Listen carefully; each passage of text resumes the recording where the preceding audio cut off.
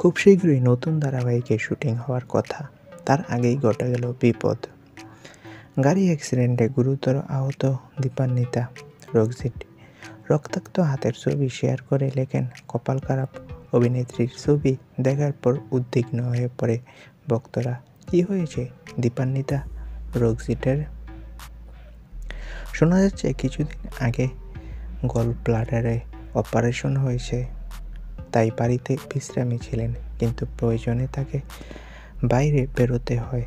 গাড়ির ড্রাইভার না থাকায় একটি বাইক বুক করেন দীপান্বিতা, কিন্তু দুর্ভাগ্যবশত বাইক অ্যাক্সিডেন্ট হয়। এক সাক্ষাৎকারে অভিনেত্রী জানিয়েছে, দ্রুত চলছি, বাইক কিছু বোঝার আগেই কোনো কিছুতে ধাক্কা মারে আর সিটকে পড়ে যান তিনি।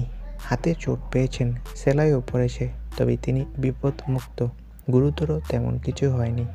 তো বন্ধুরা, তোমরা সবাই দীপান্বিতার জন্য প্রার্থনা করো, সে যাতে সুস্থ হয়। সকলকে অসংখ্য ধন্যবাদ।